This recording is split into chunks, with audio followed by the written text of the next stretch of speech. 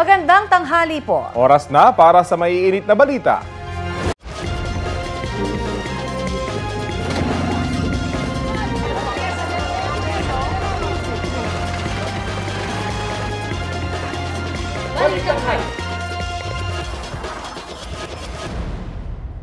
Paskong Pasko pero may naaksidente sa kalsada sa Muntinlupa ngayong umaga. Dahil daw yan sa gitgitan. Detalye tayo sa ulat on the spot ni Ian Cruz. Ian? Yes, Connie, Rafi, sugatan ng isang motorista sa naganap na aksidente sa kilometer 20 ng Skyway at Grade. Malapit yan sa Alabang Interchange.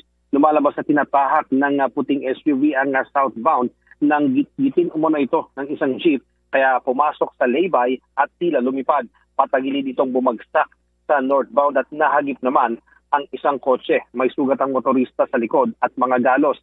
Ayon sa isang sakay ng kotse na nagpa-interview pero ayaw ibigay ang pangalan, may nakagitgitan daw na jeep ang SUV kaya ito na aksidente. Ayon naman sa driver ng TNVS, nagulat na lang sila sa nangyari pero nagpapasalamat na hindi sila nasugatan. Tumanggi naman ang mga taga-Skyway na magpa-interview. Agad namang dumating ang mga tow truck at team ng Skyway para mahila ang naaksidenteng SUV. Isang ambulansya rin ang dumating kaya nadala sa paggamutan ang SUV driver. Lagpas Alabang Viaduct ang mabagal na daloy ng sasakyan kanina sa northbound dahil sa aksidente hanggang kaninang 10:30 a.m. ng umaga. Balik sa inyo, Rafi at Con.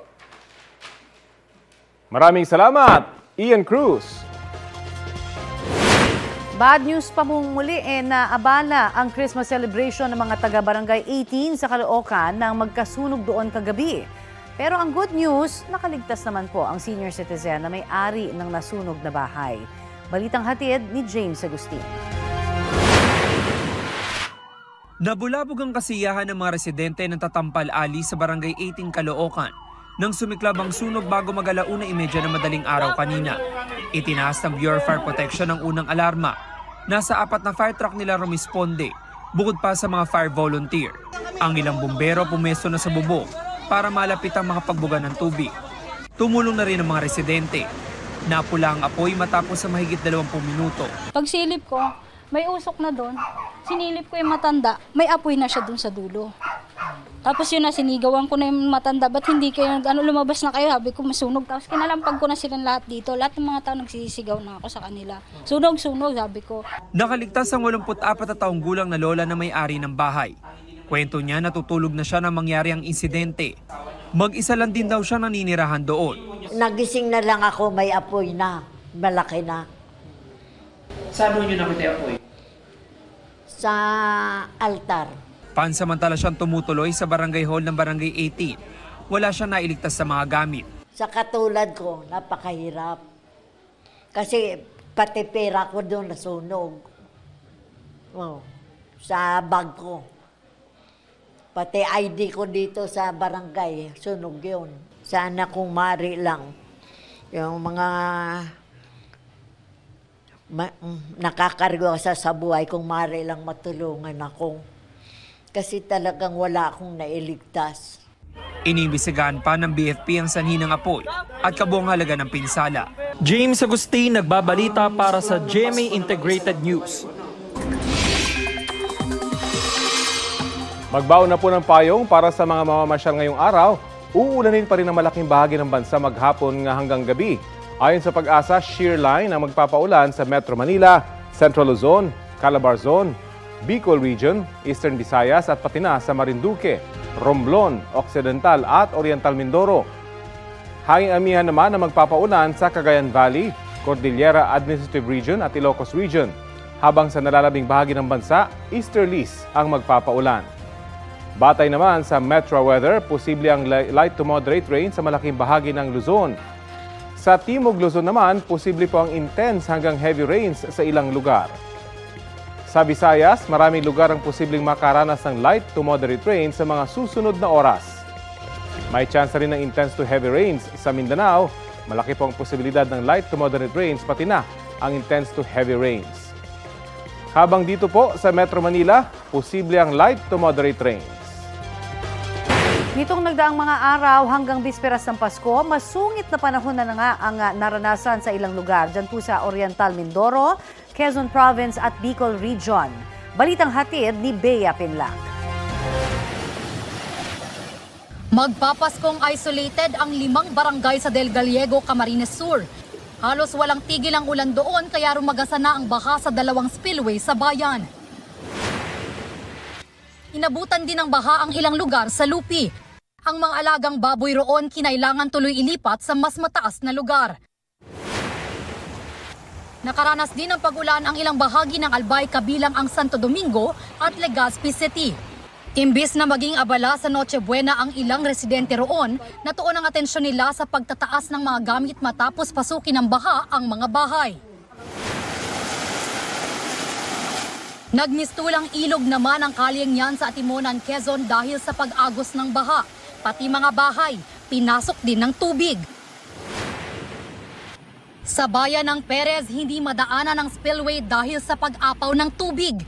Ilang residente roon ang kinailangang i-rescue nitong bisperas ng Pasko.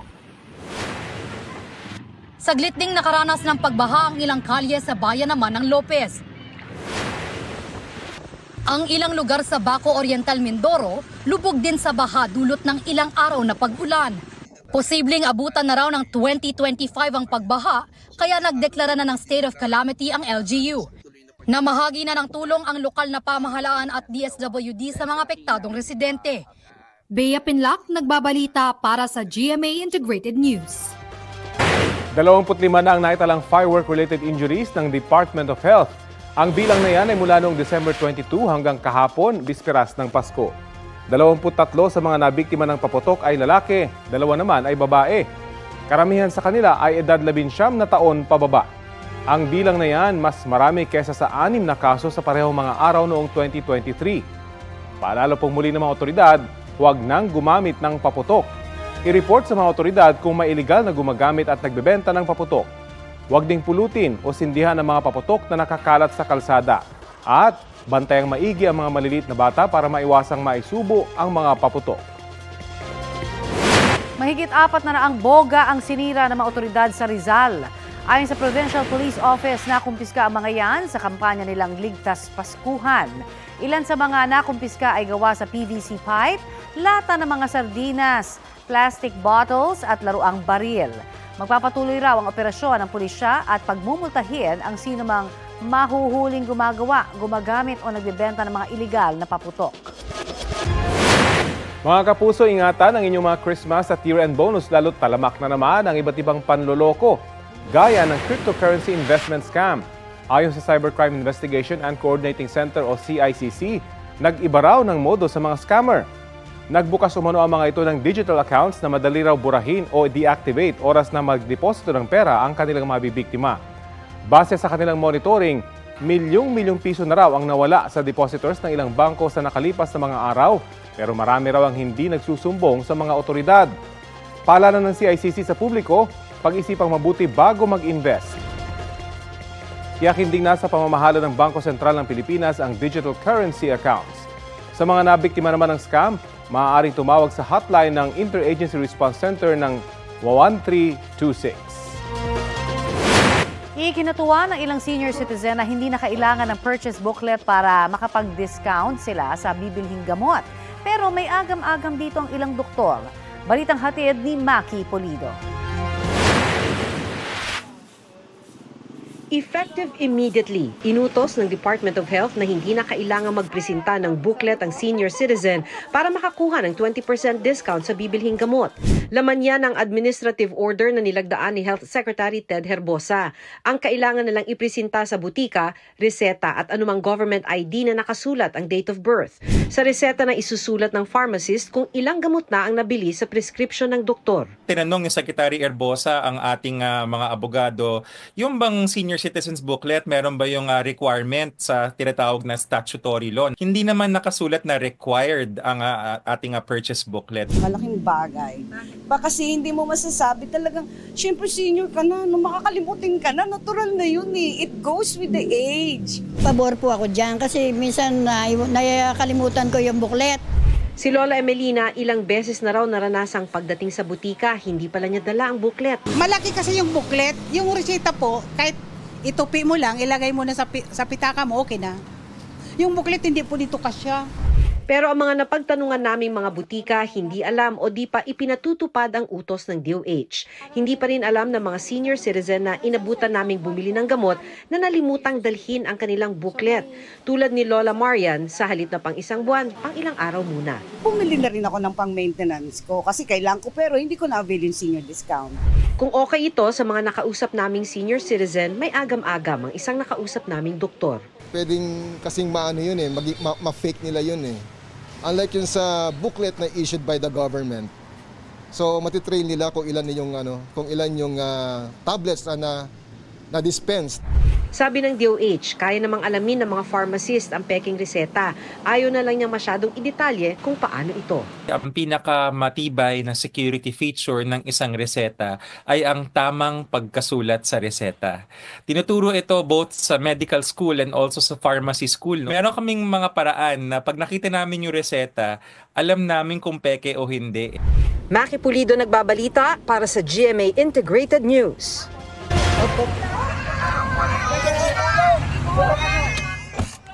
Rinig ang iyak ng ilang bata at iba pang biktima ng salpukan ng isang minibus at isang multi-purpose vehicle o MPV sa bahagi ng NLEX sa San Fernando, Pampanga kahapon, bisperas ng Pasko. Batay po sa inisyal na investigasyon, magkasunod sa innermost lane noon ang dalawang sangkot na sasakyan nang mawala ng kontrol ang minibus. Doon umikot paharap ang minibus at nakasalpukan ng MPV. Tumaob ang minibus na puno ng mga pasahero. Ayon sa mga pulis, sugatan ang 29 na sakay ng minibus habang 2 naman galing sa MPV. Isinugod sila sa isang ospital sa San Fernando. Ayon sa San Fernando Police, may magkaibang bersyon ng insidente ang mga driver ng minibus at MPV na parehong nakadetain ngayon. Pareho silang magsasampa ng reklamo sa isa't isa.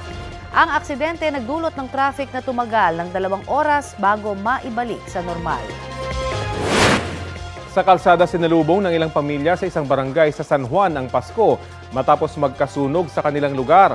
Isa ang naitalang sugatan. Balita hatid ni Bea Pinlac. Nasunog! Ang gamit ko! Ang gamit! Wala na akong mapunta sa bahay! Wala na! Wala na bahay!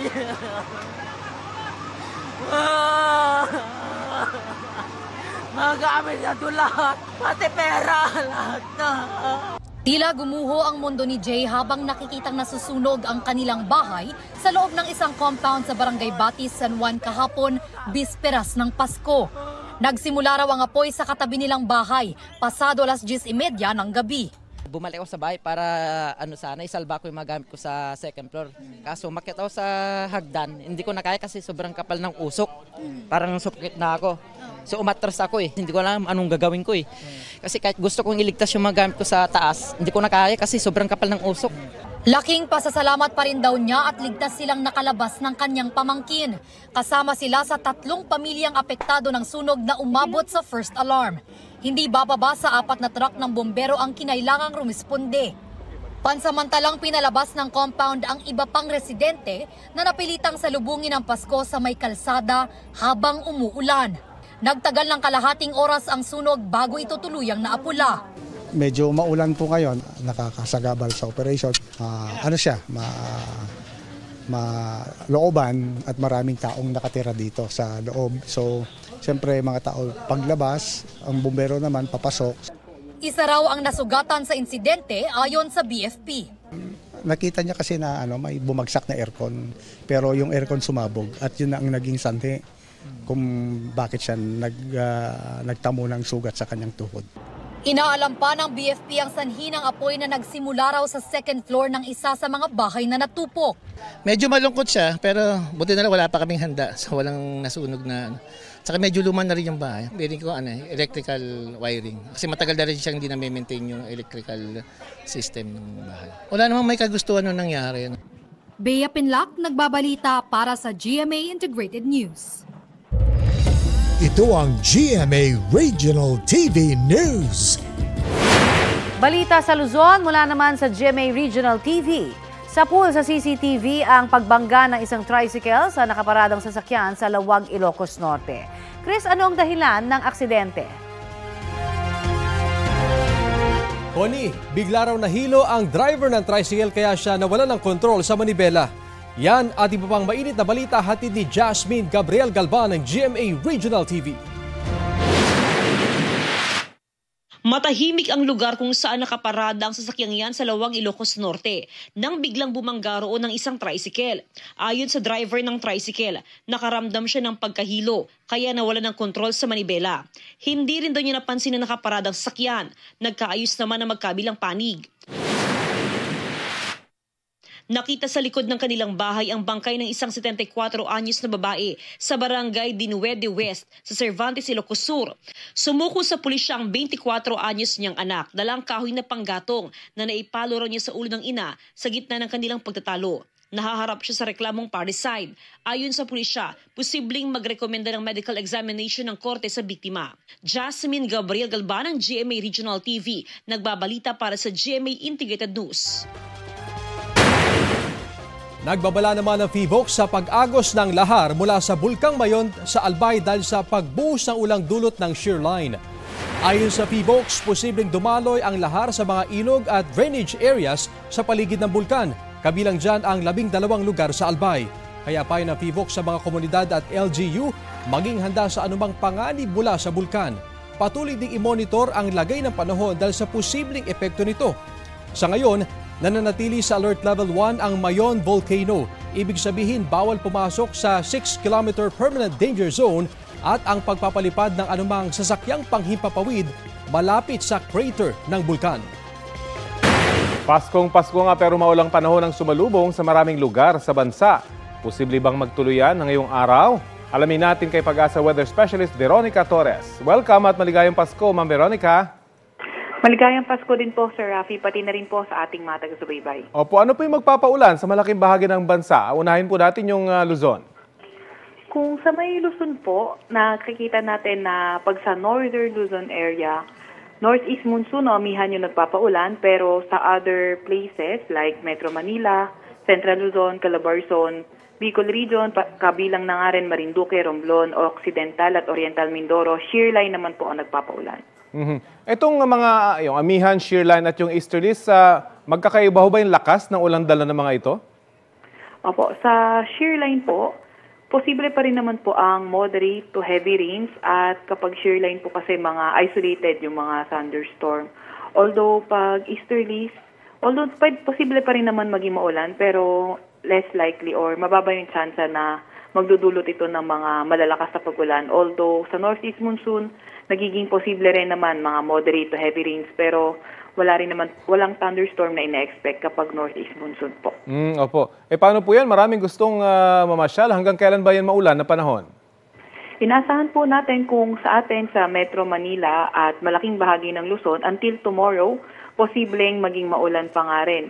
Although sa bahagi ng Northern Luzon, lalo na sa silangang bahagi ng Northern Luzon, posible pa nga rin magtuloy-tuloy yung mga paulan dulot ng shear line, pati na rin pala sa silangang bahagi ng Southern at Central Luzon. May chance po ba magkaroon pa ng bagyo bago magpalit ng taon?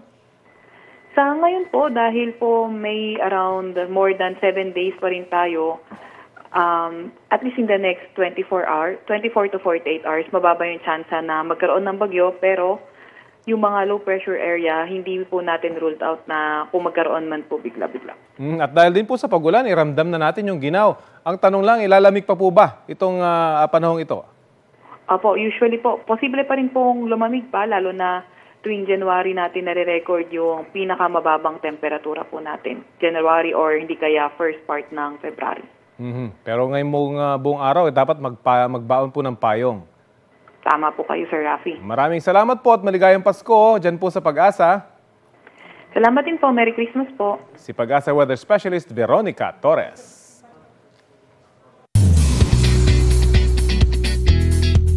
Looking forward na ang mga batang Riles Boys na mapanood ng kanilang serye this January 2025. Ano naman kaya ang kanilang expectation sa bagong taon? Narito ang latest ni Lars Santiago. Pagdating sa mapormang tindig, maangas na galawan at bigay todong pakikipaglaban. Sina Miguel Tan Felix, Kokoy De Santos, Bruce Roland, Rahil Birria at Antonio Binzon, tila action stars of the new gen. Exciting yung bansag na yan, Tito Lar. Para sa akin, tinatrato ko siya bagong chapter ng career ko. Yung title na parang action star, laking responsibility rin di ba? Panibagong journey na naman to. At ako, never in my wildest dream na magkakaroon ako ng ganitong klaseng proyekto. Action pa mismo. I'm blessed po to be here sa mga Batang Riles. Bilang si Papa, naging action star siya dati. So, kailangan natin i-improve pa yung fighting ko. Buhos na buhos ang dedikasyon ng Riles Boys sa kanilang series na mapapanood sa January 6 sa GMA Prime. Ano naman kaya ang nakikitang future ng isa't isa for 2025? Kay Miguel. Mayayaman po yan sa cryptocurrency. Simulan ko muna kay Antonio. Yan. Ako, nakikita ko mas kaya mo nang i-handle yung mga challenges sa'yo this time. Nag-iisip ka na lalo. Si Kokoy. Marami kang project ngayon. Ang nakikita ko kay Rahil, oh my God, ngayong 2025 sobrang sasaya yung puso niya. Di ba? Romantically, love life, bro. Lar Santiago nagbabalita para sa GMA Integrated News. Ito ang GMA Regional TV News.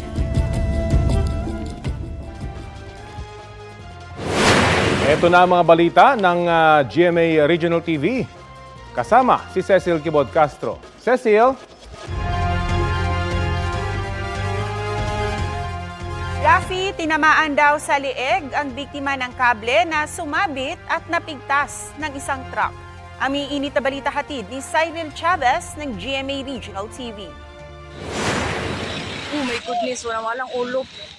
Ito ang reaksyon ng isang netizen nang madaanan nila ang aksidente sa barangay Agay-Ayan sa Hingoog City, Misamis Oriental, pasado alas 6 ng gabi nitong Lunes. Sa video, makikita ang pugot na katawan ng lalaking nakahandusay sa kalsada.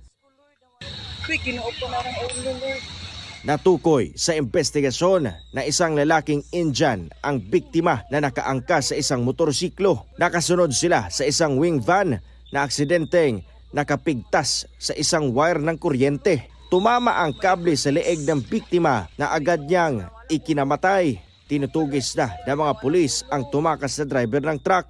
Pinag-aaralan din ang mga CCTV malapit sa lugar na posibleng nakakuha sa pangyayari. Fortunately sa pagkakaroon wala pagid nato na identify ang maong wing van kay bisan ang rider sa maong motorsiklo dili niya ma-identify as to plate number kay tungod ang area ngit-ngit kaayo ug kusog pagid kaayo sa tanan ng ulan. Ayon sa pulisya, nakipag-ugnayan na ang Misamis Oriental Rural Electric Service Cooperative o Moresco sa pamilya ng biktima. Cyril Chavez ng GMA Regional TV nagbabalita para sa GMA Integrated News. Nasawi ang isang welder nang maaksidente sa kanyang pinagtatrabuhuan sa Cagayan de Oro City. Batay sa investigasyon, nagwe-welding ang biktima sa taas ng isang tangke ng edible oil sa loob ng isang compound sa Barangay Tablon. Nang biglang may sumabog at nahulog siya, nakitaan ng mga paso ang katawan ng biktima. Naniniwala ang pulisya na walang foul play at aksidente ang nangyari. Nagkaareglo na rin daw ang kumpanya at ang mga kaanak ng biktima. Isang buhay na sanggol ang iniwan ay nabandona sa gilid ng isang hotel sa Malabon. Hinahanap na ngayon ng lalaking nahulikam na nag-iwan sa sanggol. Narito ang aking report. Lucky! Inanungan na ito eh. Tinakban. Tinakban kasi ito. Tila bagong panganak ang sanggol na ito na nakasilid sa eco bag na nakita sa gilid ng isang hotel sa Malabon. Nakakabit pang umbilical cord nito. Nakatakip siya po ng napkin eh. Hindi ko alam kung ano gagawin ko eh. Kaya tinanggal ko yung napkin. May Tinanggal mo yung napkin, ano yung nakita mo? Parang malusog siya. Tapos nahirapan siya huminga. Tapos umiyak po siya. Ayon sa tinderang nakakita at nag-report sa barangay, isang lalaki ang tumawag sa kanyang atensyon tungkol sa sanggol. Napansin daw niya na tila may dugo ang lalaki sa paa. Sabi ko, baka sa'yo to, dala mo. Sabi niya, hindi nangangalakal lang daw siya. Tapos yun, nagpatawag ako ng taga-barangay. Pagdating po ng barangay, nawala yung lalaki. Nung check namin sa CCTV, siya din pala yung nag-iwan ng eco bag na red na yun, sir. Ayon sa Malabon Police, maayos ang kalagayan ng sanggol na tinawag nilang Baby Trav. Pinaghahanap na ng Malabon Police ang lalaki na posibleng maharap sa kasong kriminal. Dumating na yung mga taga-CSWD and Ospital ng Malabon na mga nurse. Sila po yung mag-aasikaso ng temporary custody ng bata pagkatapos po ito i-discharge. Rafi Tima nagbabalita para sa GMA Integrated News. Pamilya ang diwa ng Pasko para sa mga Pilipino at yan po ang naging sentro ng mensahe ng Pangulong Bongbong Marcos. Ang Pasko sa Pilipino ay pamilya. Kami po ay bumabati sa inyo ng maligayang Pasko at manigong bagong taon. Nakasama rin ng Pangulo sa video greeting si First Lady Liza Marcos at ang 3 nilang anak. Ngayong Kapaskuhan, hinikayat ng First Family ang mga Pilipino na bisitahin ang mga tanawin at simbahan sa bansa. Gayon din ang pakikipagsalo-salo sa mga mahal sa buhay. Sabi rin ng Pangulo, ang Paskong Pilipino ang pinakamasayang Pasko sa buong mundo. Hindi naman kailangang magarbo ang selebrasyon dahil ang Paskoan niya ay pagmamahalan at pagbibigayan. Si Vice President Sara Duterte naman isinulong sa kanyang Christmas message ang pagpapatawad. Sa ating pagsariwa sa diwa ng Pasko, tayong lahat ay tinatawag upang maging mapagpatawad, bukas palad, at mapagmahal sa ating kapwa. Sabi ng Bise, ang kapanganakan ni Jesus ay mensahe ng kapatawaran na dapat gawing inspirasyon sa pakikipagkapwa. Higit pa raw sa material na bagay, sabi ng Bise, dapat magbigay ng pangunawa, respeto at pagmamahal sa bawat isa, lalo na anya sa may hirap at may karamdaman. Ipamamalas din daw sana mga ugaling ito hindi lang tuwing Disyembre, kundi sa lahat ng araw. Samantala, kahit makulimlim, napuno po ng saya ang pagsalubong sa Pasko ng mga turista sa Boracay. May ulat on the spot si Kim Salinas ng GMA Regional TV. Kim, Merry Christmas! Merry Christmas, Connie. Walang sikat na araw na sumalubong sa mga turista dito sa isla ng Boracay ngayong araw ng Pasko. Pero sa kabila ng makulimlim na panahon, hindi pa rin napigil ang mga turista na mag-enjoy kasama ang kanilang mga bahal sa buhay, lalong-lalo sa beachfront area. Kahit umaambon, ang mga turista nagtampisaw pa rin sa beach. Ayon sa mga turista, sinusulit na nila ang bakasyon sa isla kaya game na game sa pag-try ng paddleboarding, kayak at marami pang iba. Minomonitor ng otoridad ang lagay ng panahon sa isla at magpapatupad ng temporaryong pagsuspindi sa water activities sa beachfront kung kinakailangan. Samantala, napuno naman ng saya ang ilang turista sa Christmas Eve dahil sa iba't ibang night activities gaya ng fire dancing. Napuno rin ang Balabag Church sa Barangay Balabag sa ginanap na Misa de Gallo kagabi. Connie, patuloy na naka-alerto ang lahat ng government agencies na kabilang sa Incident Management Team ng Malaya LGU sa pagsisiguro ng zero incidents dito sa Boracay Island ngayong Christmas season. Connie? Maraming salamat, Kim Salinas ng GMA Regional TV. Hulikam ang pagpasok ng menor de edad na lalaking yan sa bintana ng isang kainan sa Barangay Lagaw, General Santos City. Makikita rin ang 2 lalaki na natutulog sa loob. Nagmasid muna ang menor de edad bago lumapit sa mga trabahanteng natutulog at dahan-dahang kinuha ang cellphone na nasa bandang gitna ng 2 tauhan tsaka mabilis na tumakas. Ayon sa may-ari, sarado pa ang kainan nang mangyari ang pagnanakaw. Naiulat na sa barangay at pulisya ang insidente. Pinaghahanap na ang menor de edad. Nasunog din kaninang umaga ang isang bodega ng mga prutas sa Navotas at may ulat on the spot si Bernadette Reyes. Bernadette? Rafi, malungkot na balita nga ngayong araw ng Pasko dahil may sumiklab na sunog dito sa San Rafael Village sa Navotas. Ang nasunog, bodega ng mga prutas na mabenta pa naman ngayong holiday season. Makalipas lang ang isang oras nang magsimula ang sunog ay agad ding nagdeklara ng fire out ang BFP. Dito na tumambad ang kahon-kahon ng mga nasunog na prutas. Ayon sa mga empleyado ng warehouse, bagong deliver lang ang mga prutas na pambenta sana ngayong holiday season. Kwento nila, malaki na ang apoy nang magising sila. Ang isa pa nga, may narinig daw na pumuputok na inakala niya noong una ay may nagpapaputok ng fireworks. Agad din silang tumawag ng saklolo. Ayon kay SFO4 Bernard Kabangbang, agad din silang rumesponde pero hindi naman daw agad kumalat ang apoy dahil na rin merong firewall ang naturang warehouse. Rafi, sa ngayon ay inaalam pa ng mga otoridad kung ano nga ba ang pinagmulan ng sunog sa warehouse na ito dito sa Navotas. Rafi?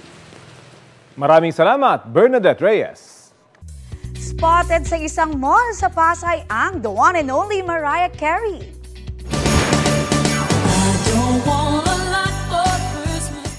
Ay, kaloka-like standee lang pala. Yan ang big reveal sa Christmas event ng Philo Lambs na dedicated para sa tinaguriang Queen of Christmas. Bida riyan ang Paskong Pinoy at ang makukulay na parol na may initials ng music icon. Nirepost yan ni Mariah sa kanyang X account with caption na Merry Christmas to my festive Filipino Lambali. Sa IG naman ipinost ng singer ang highlights ng kanyang Christmas Eve.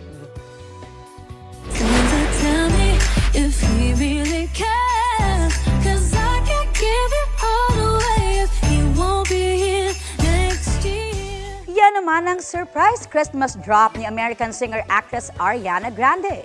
In celebration yan para sa 10th anniversary ng hit Christmas song niyang, Santa Tell Me. Flawless as always ang vocals ni Ari na sinabayan ng live band at orchestra. Chika ng Wicked Star, grateful siyang naging parte ng Christmas playlist ng Arianators ang kanta. Kaya ito raw ang kanyang pasasalamat sa natanggap ng love ng Santa Tell Me sa nakalipas na dekada. Kasabay naman po ng pagsalubong sa Pasko ng buong mundo, opisyal lang sinimula ng Vatican City sa pangunguna ni Pope Francis ang Jubilee Year 2025.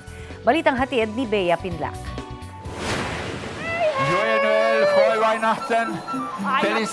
Santa Claus is coming to town. Umalis na si Santa sa Arctic Circle para magatid ng mga regalo sa mga naughty and nice na bata. Bago umalis, binati muna ni Santa ang lahat ng residente sa Santa Claus Village sa Rovaniemi sa Northern Finland. Isang blue Santa Claus ang nakiswim kasama ang mga penguin sa isang aquarium sa Tokyo, Japan. Patok ang Christmas paandar na yan sa mga bumibisita. Sa pamamagitan ng isang card play, nagturo si Santa sa mga bata ng lesson tungkol sa mga penguin na game namang sinagot ng mga bata. Nagdaos ng Christmas Mass sa kabubukas lang muli na Notre Dame Cathedral sa Paris, France. Nitong December 8 lang muling binuksan ang cathedral matapos ang mahigit 5 taong pagsasara nito para sumailalim sa rehabilitation matapos masunog noong 2019. Sa isinagawang Christmas Mass, inihayag ng pari na ang cathedral ay sumisimbolo sa pananampalataya, pagkakaisa at pag-asa.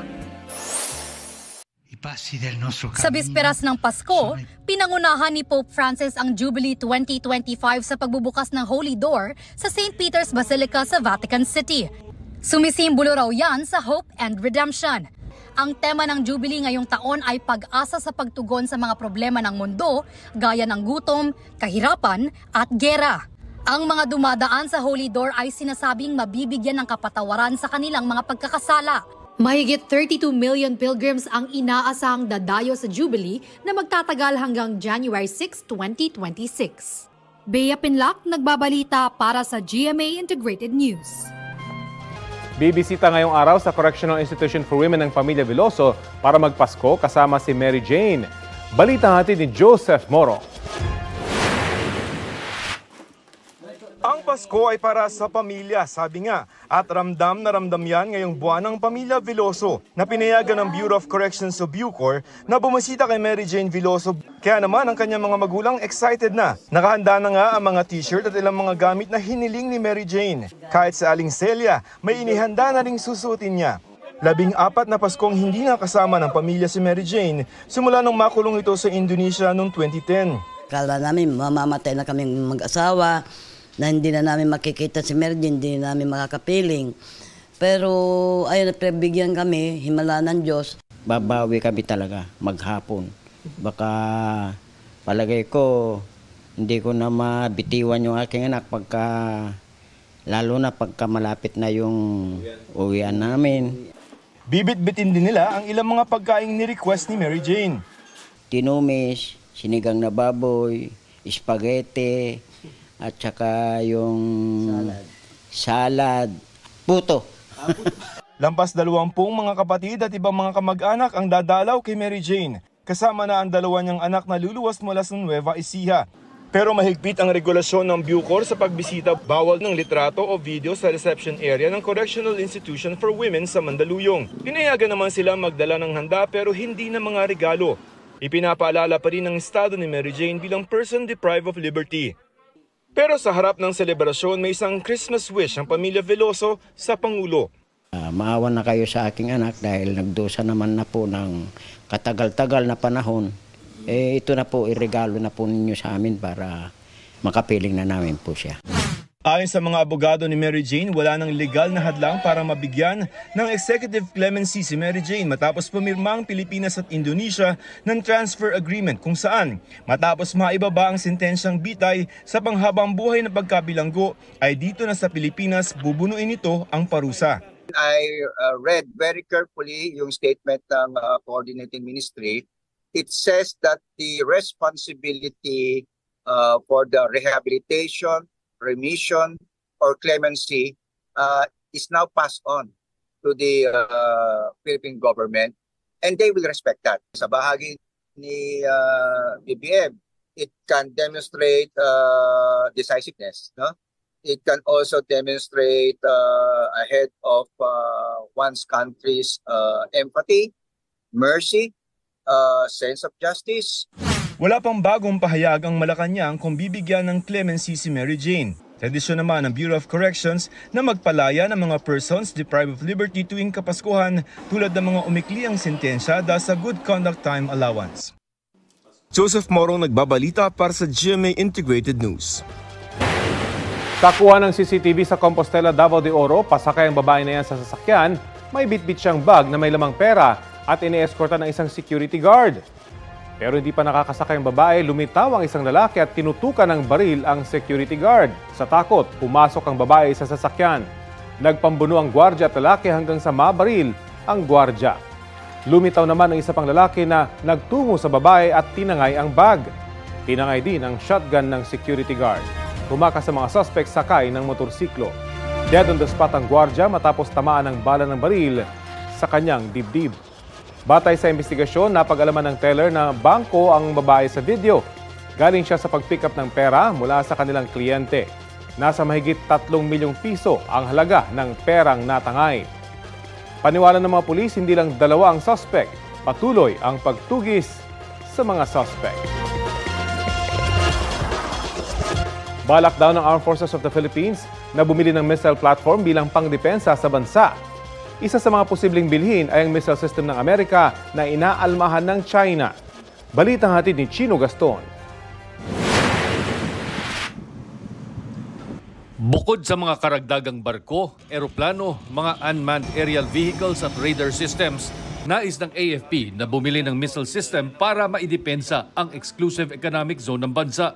We'll be proposing to our headquarters for the possible inclusion doon sa modernization program of the medium-range capability missile platform that will support yung ating contribution doon sa implementation ng CADC. Malayo pa lang sa lupa, dapat nag-start na yung defense. Ayon sa source ng GMA Integrated News sa Department of National Defense, tiyak na maipapasok sa AFP modernization program ang pagbili ng mga missiles.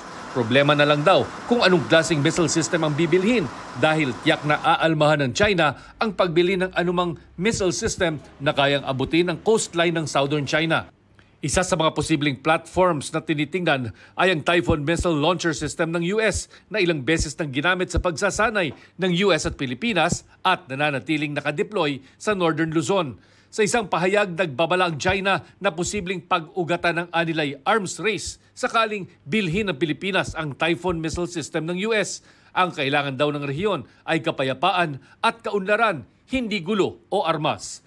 Muli raw nilang hinihikayat ang Pilipinas na tuparin ang ipinangakong alisin ang Typhoon missile system at itama ang pagkakamali. Sa isang statement, sinabi ni Defense Secretary Gilberto Teodoro Jr. na ang pag-deploy at pagbili ng mga missiles ay karapatan ng Pilipinas para sa sariling seguridad at depensa at hindi kayang kontrahin ng sinumang bansa.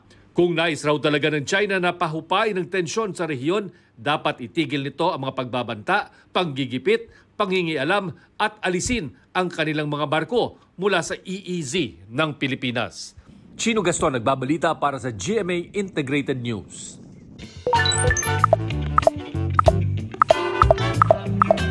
Ngayong Pasko, thankful ako sa pamilya ko na nakasama ko kagabi. Na tunay kong minamahal at tunay din nagmamahal sa akin. Ikaw, Raf?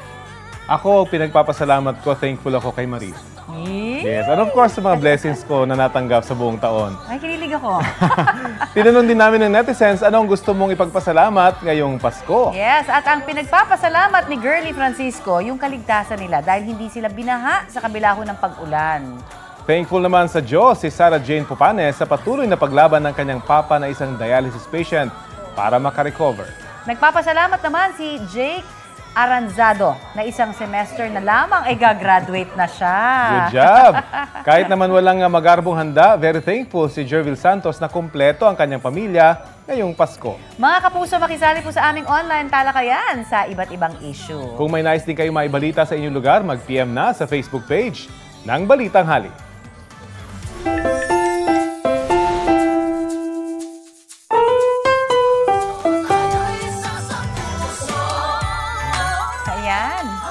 Ano na, Mars? Ang performance ng ilang college students sa Dumaguete, Negros Oriental. Ayan, patunay raw na pa-level up ang caroling sa Pilipinas. Naman, sa kanilang sayawit, baka mahihiya raw kayo magsabi ng patawad po.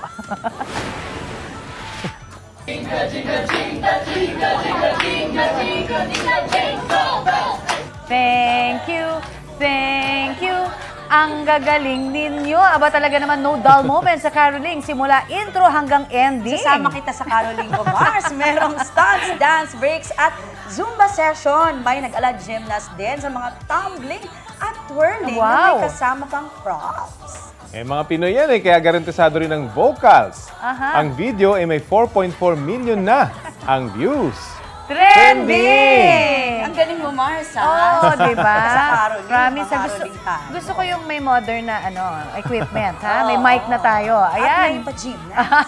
Diba? Siyempre, gusto natin yan. Correct. Kung kaya pa ng mga buto-buto ko. Maligayang Pasko po sa ating lahat. At ito po ang Balitang Hali. Bahagi kami ng mas malaking misyon. Merry Christmas again. Ako po si Connie Sison. Rafi Tima po. Kasama niyo rin po ako, Aubrey Carampel. Para sa mas malawak na paglilingkod sa bayan. Mula sa GMA Integrated News. Tara Pasok! na! Ang News Authority ng Pilipino!